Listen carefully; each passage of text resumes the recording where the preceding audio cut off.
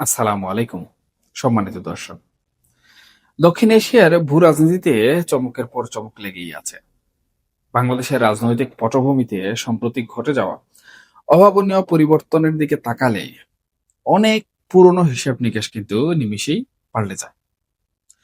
প্রধানমন্ত্রী হিসেবে তারেক রহমানের দায়িত্ব গ্রহণ এবং তার পরপরই নয়াদিল্লির দিক থেকে আসা উষ্ণ বার্তা, সব মিলিয়ে বর্তমান সময়ে এক নতুন অধ্যায়ের সূচনা হতে চলেছে। আন্তর্জাতিক কূটনীতিতে চিরস্থায়ী শত্রু বা মিত্র বলে আসলেই কিছু নেই, থাকে কেবল স্বার্থ। এই ঐতিহাসিক সত্যটি কিন্তু এবার ভারত অত্যন্ত স্পষ্টভাবে প্রমাণ করছে। দেখুন, অতীতের পাতা উল্টালে আমরা কিন্তু দেখতে পাই ভারতের সাথে বাংলাদেশ জাতীয়তাবাদী দল বা বিএনপির সম্পর্ক বরাবরই বেশ চড়াই উতরাইয়ের মধ্য দিয়ে গেছে। এক সময় এই দুই পক্ষের মধ্যে বেশ শীতলতা বিরাজ করত। অন্যদিকে আওয়ামী লীগের সাথে দিল্লির সম্পর্ক ছিল ঐতিহাসিকভাবে অত্যন্ত গভীর ও পরীক্ষিত। এবার কিন্তু দৃশ্যপট সম্পূর্ণ ভিন্ন। নরেন্দ্র মোদীর সরকার অত্যন্ত বাস্তববাদী একটি কৌশল কিন্তু এবার গ্রহণ করেছে। নতুন সরকার গঠনের পরপরই ভারতের প্রধানমন্ত্রী শুভেচ্ছা জানিয়ে চিঠি পাঠিয়েছে। শুধু তাই নয়, লোকসভার স্পিকারের মাধ্যমে তারেক রহমানকে দিল্লিতে সফরের আমন্ত্রণও কিন্তু জানানো হয়েছে। আনুষ্ঠানিকভাবে হয়তোবা এখনো বাকি, কিন্তু বরফ গলতে শুরু করেছে খুব দ্রুত। দিল্লি মূলত চাইছে বাংলাদেশের নতুন প্রশাসনের সাথে একটি নতুন আস্থার সম্পর্ক গড়ে তুলতে।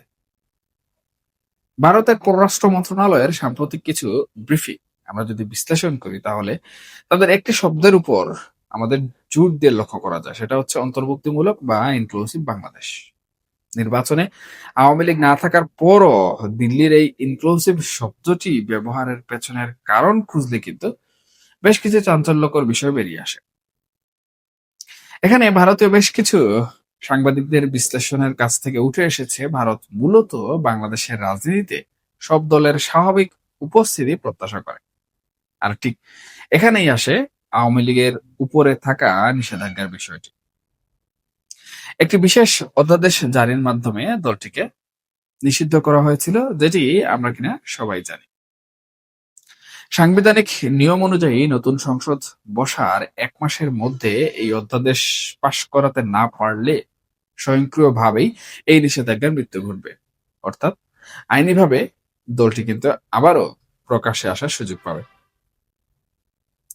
দেখুন, তারেক রহমান কিন্তু তার রাজনৈতিক ক্যারিয়ারে বিভিন্ন সময় বেশ স্পষ্টভাবে জানিয়েছেন তিনি কোনো রাজনৈতিক দলকে আসলে নিষিদ্ধ করার সংস্কৃতিতে বিশ্বাসী নন। তার এই দর্শনের সাথে আইনি প্রক্রিয়ার মেয়াদ শেষ হওয়ার বিষয়টি মেলালে আমরা কিন্তু খুব সহজেই বুঝতে পারি খুব শীঘ্রই হয়তো আওয়ামী লীগ তাদের স্বাভাবিক রাজনৈতিক কার্যক্রমে ফেরার সুযোগ পেতে যাচ্ছে। দেখুন, 18 মাসের গুমোট পরিবেশ কাটিয়ে অনেকেই কিন্তু এখন স্বস্তির নিঃশ্বাস ফেলছেন। জাতীয় প্রেস ক্লাবের সামনে আওয়ামী লীগের নেতাকর্মীদের জমায়েত কিন্তু সেটা প্রমাণ করে। পর্দার আড়ালে সমঝোতার একটি প্রক্রিয়া হয়তো এগিয়ে চলেছে। বর্তমান সরকার স্থিতিশীল হওয়ার সুযোগ দেয়া এবং আইনি প্রক্রিয়ায় কারাবন্দী নেতাদের মুক্ত করাই এখন দলটির প্রধান কৌশল। তৃণমূলের অনেক নেতাই কিন্তু ইতিমধ্যেই জামিন পাচ্ছেন। এমনকি সজীব ওয়াজেদ জয়ের দিক থেকেও বর্তমান প্রধানমন্ত্রীর সাথে সাক্ষাতের একটি আগ্রহের কথাও কিন্তু শোনা গেছে। রাজনীতিতে এটি কিন্তু বেশ চমকপ্রদ একটা ইঙ্গিত। এই বড় বড় রাজনৈতিক সমীকরণের বাইরে সাধারণ মানুষের জীবনযাত্রাও কিন্তু বর্তমান সময়ে বেশ স্বস্তির সুবাতাস বইতে শুরু করেছে। দীর্ঘদিন ধরে ভিসা জটিলতা এবং যাতায়াত বন্ধ থাকায় দুই দেশের সাধারণ মানুষ, বিশেষ করে চিকিৎসার উদ্দেশ্যে ভারতে যাওয়া রোগীরা চরম ভোগান্তিতে পড়েছিলেন। কূটনৈতিক মহলের খবর অনুযায়ী এই যে আসন্ন ঈদ, এই ঈদের পর থেকেই দুই দেশের মধ্যে বন্ধ থাকা মৈত্রী বন্ধন ও মিতালি এক্সপ্রেস ট্রেনগুলো পুনরায় চালু হতে পারে।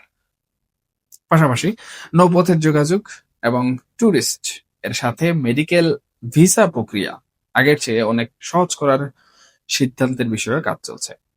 মানুষের যাতায়াত বাড়লে দুই দেশের মধ্যকার এই নতুন সম্পর্ক আরো বেশি মজবুত হওয়ার সম্ভাবনা কিন্তু এখন আমরা প্রকাশ্যেই দেখতে পাচ্ছি।